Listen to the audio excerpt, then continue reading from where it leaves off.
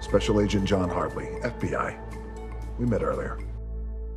Help me catch the bishop.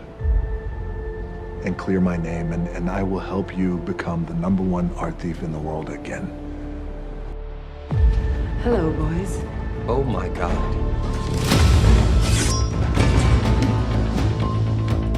Bye-bye, Agent John Hartley. Don't move! Why?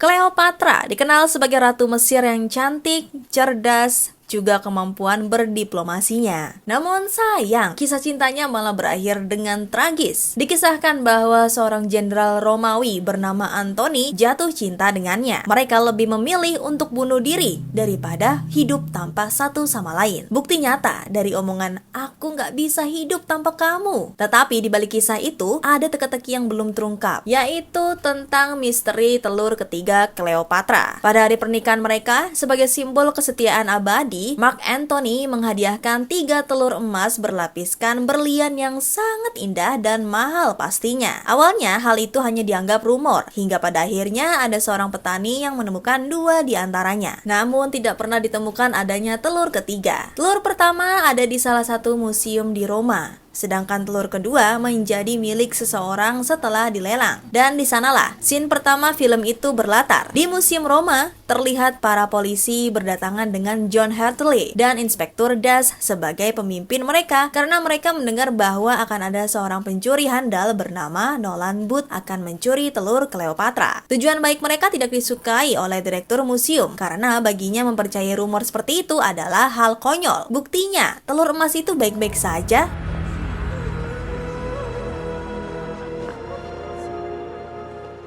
Already gone, you say? John tidak tinggal diam. Dia mengecek telur emas itu dengan menggunakan sensor panas. Dia juga sengaja meminta minuman bersoda milik anak kecil dan menyiramkannya ke telur emas yang ternyata palsu itu. Dan benar saja, telur itu meleleh. Para polisi langsung gerak cepat mengamankan seluruh ruangan itu. Namun, sang pencuri handal, Nolan Booth, juga tak kalah gesit. Dia langsung berlari melompat ke sana kemari untuk melarikan diri. John memang gesit, tetapi badannya yang besar membuatnya lebih kesulitan menghadapi kegesitan Booth. Booth dengan otak yang cerdik dapat menghadapi para polisi dan John dengan lebih mudah.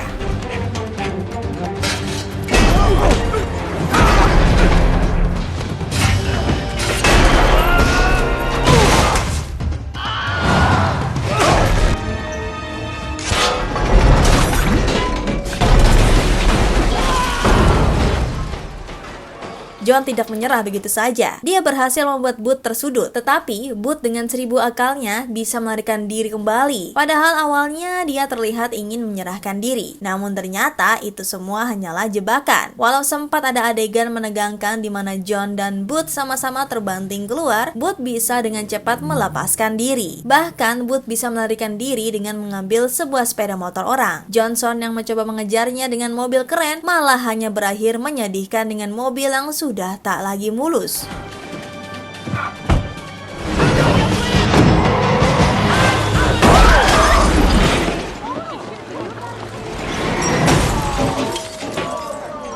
Latar film berganti menjadi di sebuah pulau Indonesia. Ya, tentu kalian tidak asing dengan Pulau Bali yang seringkali menjadi tempat liburan favorit banyak artis. Ternyata bukan hanya artis, melainkan juga seorang pencuri kelas kakap seperti Booth. Setelah 56 jam lalu, insiden kejar-kejaran itu, Booth sudah berada di Bali. Namun sayang, penginapannya itu sudah diketahui oleh sang agen FBI John Hartley. Booth masih bersikap santai karena dia tahu John tidak bisa berbuat banyak karena ini di luar daerah kekuasaannya. John juga tak kalah santai menjelaskan bahwa hal itu adalah benar. Makanya dia membawa Inspektur Das dan pasukannya.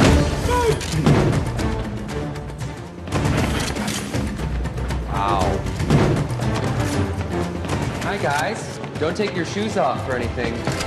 Booth berhasil diamankan. Dia adalah buronan banyak negara karena perilaku buruknya yang suka mencuri. Dia bahkan sama sekali tidak panik ketika ditangkap. Baginya, mencuri adalah kesenangannya. Dia tidak mencuri demi uang, tapi demi memuaskan rasa senangnya. Semakin berisiko barang curian itu, ia akan semakin senang. Dan John juga sudah lama mengincarnya. Booth dibawa menggunakan mobil dinas khas polisi Indonesia. Telur emas itu sengaja ditaruh di mobil yang berbeda dengannya. Namun lagi-lagi, ada yang mengincarnya. Ada seseorang yang menyamar menjadi polisi yang sengaja menukar telur emas itu. Dan ternyata itu adalah The Bishop. Ketika menyadari telur emas itu ada yang sengaja menukar, Inspektur Das langsung menghampiri John. Dia sengaja menjatuhkan telur emas itu untuk membuktikan kepalsuannya. Dia langsung menuding John yang melakukannya karena banyak bukti yang menyudutkannya. John tentu tidak diam saja. Dia berusaha membantah, tetapi Das tetap pada pendiriannya untuk memenjarakan John. John dipenjara di salah satu penjara paling mengerikan di Rusia. Dia bahkan satu sel dengan Booth. Sepertinya Inspektur Das benar-benar merasa terhianati. Booth menyambut kedatangan John. Dia sudah menduga ada yang sengaja menjebaknya. Dengan sekali tembak saja, pelaku sebenarnya itu bisa menyingkirkan 2 orang sekaligus. Booth menjelaskan bahwa sekarang ini banyak orang berlomba untuk mencuri ketiga telur emas itu dan menjualnya ke seorang miliarder Mesir. Miliarder ini akan memberikan banyak uang untuk siapa saja yang berhasil mengumpulkan ketiga telur emas itu di hari pernikahan putrinya yang bernama Cleopatra. John tidak percaya karena tidak ada yang tahu apakah ketiga telur emas itu beneran ada atau tidak. Booth menjelaskan bahwa dia sudah tahu keberadaan telur kedua. Telur kedua berada di tangan seorang mafia yang dikenal kejam dan tak punya rasa empati bernama Sotto Voce. Sotto Voce suka sekali mengadakan pesta untuk para pembelinya. Pesta ini adalah pesta topeng yang diadakan di vilanya yang sangat besar di Valencia. Namun tidak ada yang mengetahui di berangkasnya terdapat telur emas kedua Cleopatra. Booth kembali berulah. Di tempat makan itu dia malah berteriak dan memberitahu semua orang kalau John adalah agen FBI dan bukan polisi. Seorang napi yang berdandan besar mendatangi mereka dan sengaja memancing emosi John. Dia bahkan memukul John hingga John terjatuh. Hal itu tentu membuat John tambah emosi dengan Booth. Dia mengancam Booth agar tidak mengulanginya kembali kalau tidak ingin mati. That working out. Still get your ass spanked by a toothless man with tuberculosis.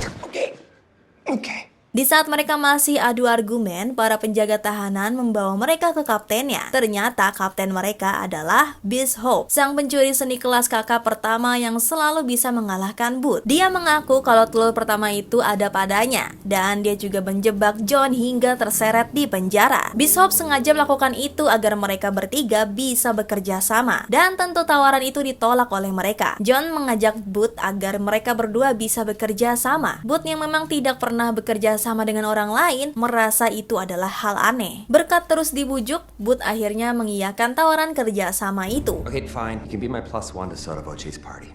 Thanks. All right, clock's ticking. Gotta get out of here. What's the plan? I'm working on it. They say the most important part of any plan is a good night's sleep. Sebelum tidur, Booth sempat berdongeng tentang kisahnya dulu, tentang awal mula kenapa ia jadi suka mencuri, padahal ayahnya adalah seorang kepala polisi di Swiss. Sesi curhat tak terduga itu membuatnya bisa tidur nyenyak dan siap untuk rencana selanjutnya. Booth yang memang sudah ahli dalam hal kabur, merencanakan itu semua dengan baik. Dia berhasil membuat ledakan sehingga terjadi keributan di sana. Semua napi juga memanfaatkan hal itu untuk mengeroyok para polisi, sedangkan John dan Booth fokus pada rencana mereka untuk kabur. Go!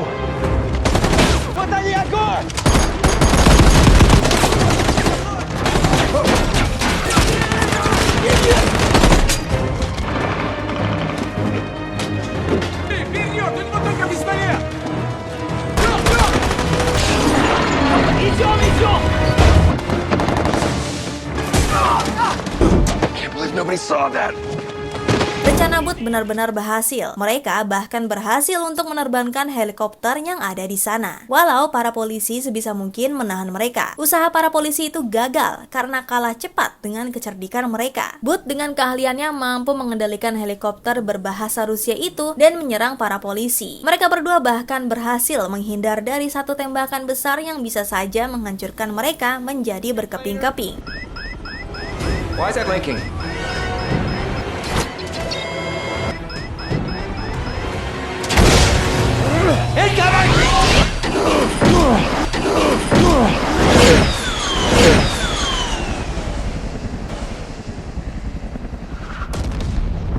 sisi di London, Bishop kembali berulah dengan menawan seorang analisis intelijen untuk memastikan mengapa titik asal pesannya tidak bisa dilacak. Dia sengaja memakai komputernya untuk memberitahukan kepada Inspektur Dash bahwa John dan Booth berhasil kabur. Dia juga mengundangnya ke sebuah acara formal jam 8 malam nanti. Berkat kebaikan Booth, Tambwe rela menolong mereka, walau dia tahu John adalah polisi yang sudah banyak memenjarakan teman-temannya. Walau begitu, Tambwe tidak berusaha untuk berpura-pura bersikap ramah. Dia bahkan sengaja membiarkan John memakai pakaian seperti ingin berdansa. Di dalam pesawat menuju Valencia, John dan Booth mulai membentuk rencana mereka. Dengan sistem keamanan yang super duper ketat, pasti akan sulit untuk bisa membobol masuk. Namun bukan Booth namanya kalau dia tidak punya cara untuk bisa masuk ke sana. Dia sudah punya banyak cara dan John memilih mengikutinya saja, walau rencana terakhir mereka saja tidak begitu mulus. Setibanya mereka di Valencia, mereka langsung berbagi tugas. Booth mengambil sidik jempol milik Sotto Voce dan John mengambil ponselnya. Namun fokus John teralihkan dengan adanya Bishop di sana, dan bodohnya John malah mendekatinya. Booth hanya bisa menghela napas pasrah, apalagi mereka berdua malah asik berdansa. Pertunjukan dansa mereka ternyata menarik perhatian Voce. Voce meminta Bishop agar berdansa dengannya, dan John mempersilahkan mereka berdua. Booth sempat memarahi John karena buang-buang waktu, namun ternyata itu semua adalah bagian dari usahanya untuk mengambil ponsel Sotto Voce. Mereka berdua mulai fokus pada rencana mereka kembali, tanpa menyadari kehadiran Inspektur Dash yang sudah mengintai mereka. John sengaja menabrak Booth untuk membuat sedikit kegaduhan, dan mereka bisa pergi. Hal itu dilihat oleh Bishop yang langsung bergegas mengikuti mereka. Rencana mereka berjalan sangat mulus. Booth memang sangat pandai untuk mengatur strategi. Walau kegaduhan kecil sempat terjadi karena John yang tidak sengaja memecahkan gelas yang ada sidik jari Voce. Semua berjalan kembali normal dan mereka berhasil masuk ke ruangan di mana telur emas kedua itu berada.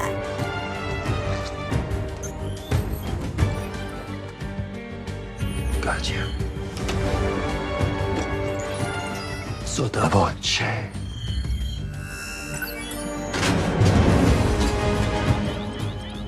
Sección ahorros en la fiesta. Right? Eits, tunggu dulu. Tidak seru kalau mereka langsung mendapatkan telur itu. Rencana mereka ketahuan oleh Inspektur Dash yang langsung dengan sigap mengarahkan pistolnya ke arah mereka. Dia bahkan sengaja menyindir John yang sempat bilang kalau dia tidak bersalah. Tapi sekarang dia malah ketahuan bekerja sama dengan Booth. John menjelaskan bahwa itu semua adalah rencananya untuk memperbaiki namanya. Dia juga menjelaskan bahwa Bishop ada di balik semua ini yang tentunya tidak dipercaya begitu saja oleh Inspektur Dash. Dash menantang John untuk menangkap Booth jika memang dia tidak bersalah. John menyetujuinya, tapi ternyata itu hanyalah tipuannya. Mereka berdua berhasil masuk ruangan dan meninggalkan Inspektur Dash sendirian. Booth yang cukup kaget dengan yang dilakukan John terus menggoda John yang tentu membuat John merasa jijik sendiri. Hingga butuh beberapa kali John meminta agar Booth fokus pada rencana mereka. Saat sedang menikmati keindahan telur emas kedua itu, datanglah sang pembuat kegaduhan, Bishop. Terjadilah baku hantam di antara mereka bertiga. You're under arrest. Oh my God. Read the room.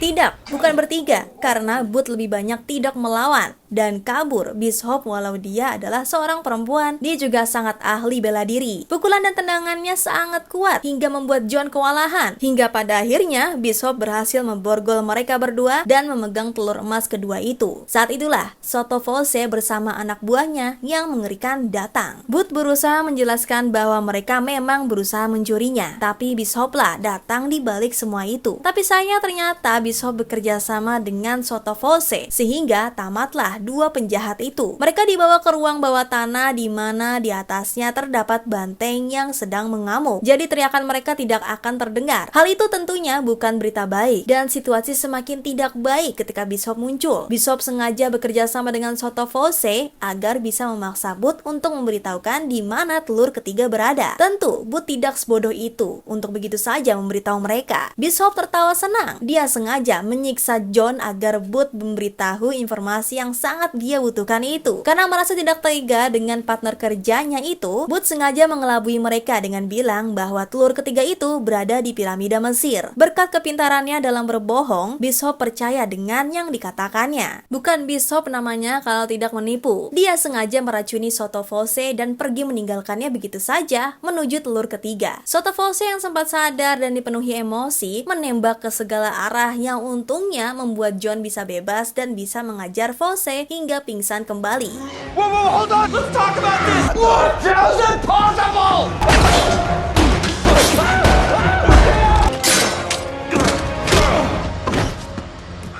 Just get me out of here. I'll get the egg and you'll get the bishop. Come on. Dengan kesepakatan baru, John memutuskan untuk membawa Booth kabur juga, walau dia sempat merasa terhianati karena Booth membiarkannya disetrum Bishop. Mereka berhasil kabur, tetapi sebelumnya mereka harus berhadapan dengan banteng yang mengamuk. Booth menyuruh John untuk tetap diam agar bisa selamat, tapi yang terjadi malah sebaliknya. Vamonos. Vamonos. They're telling me to run. They're telling me to run. If you run, you die! John diseruduk banteng itu dan Booth langsung lari secepat mungkin. John yang lagi-lagi merasa terhianati tentu saja langsung mengamuk. Thank you! Don't run. Don't run. Di kereta pelarian mereka itu sempat terjadi keributan di antara mereka. Tetapi pada akhirnya mereka bisa dekat kembali bahkan semakin akrab. Dan mereka kembali bertekad untuk bisa menemukan telur ketiga juga menangkap si pencuri seni pertama di dunia itu, Bishop. Jam tangan kuno milik ayah Booth menjadi petunjuk penting mengenai lokasi telur ketiga berada. Di hutan lebat di Amerika Selatan selama berjam-jam mereka berputar ke sana kemari untuk mencari telur itu. Tetapi tidak juga ada titik terang hingga John frustasi dan merobek peta yang dibawa Booth. Dan di saat itu juga mereka menemukan ruangan harta karun itu.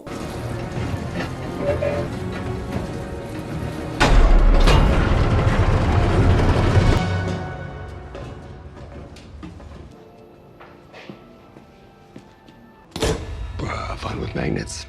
All right.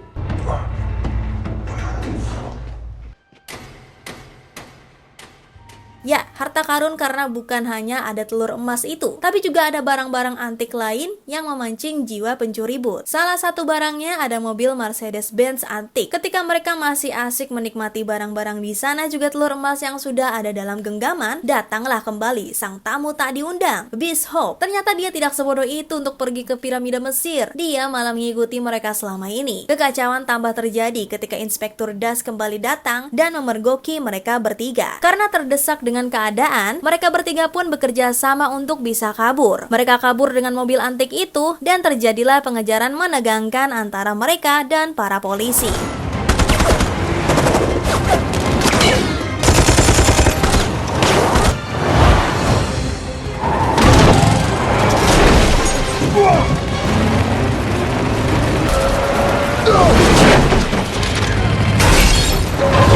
Mereka bertiga berhasil kabur setelah meloncat dari air terjun. Booth merasa menang karena dia mendapatkan telur yang dia mau. Juga John mendapatkan Bishop untuk dia penjarakan. Namun plot twistnya, John dan Bishop ternyata sepasang kekasih yang sengaja bekerja sama untuk mendapatkan ketiga telur emas dan sengaja memanfaatkan Booth untuk mencapai tujuan mereka. Tentu saja hal itu membuat Booth merasa terhianati. Jiwa jomblonya meronta-ronta ketika melihat John dan Bishop malah berciuman di hadapannya. Dan Booth berakhir berpelukan dengan pohon dan ditinggalkan begitu saja oleh sepasang kekasih pencuri itu. Dua kekasih itu menghadiri acara pernikahan di Mesir dan memberikan 3 telur emas. Tapi 3 telur emas yang sudah didapatkan dengan susah payah itu kalah dengan kehadiran Ed Sheeran. Ed Sheeran, who knew? God, he's so cute. Momen kebahagiaan itu harus berakhir dengan para polisi yang menggerebek mereka. Tapi John dan Bishop berhasil kabur dan menikmati liburan mereka. Get off me! Do you know who I am? I was in Game of Thrones! I'm Ed Sheeran, bitch! Momen menyenangkan sepasang kekasih itu harus berakhir karena mereka ketahuan oleh Booth. Bahkan akun bank mereka berhasil diblokir. Hal itu Booth lakukan karena dia menginginkan mereka bertiga bekerja sama kembali untuk mencuri barang yang lebih berharga. Dan mereka menyetujuinya. Dengan begitu, mereka juga menjadi red notice para polisi yang berarti orang paling dicari.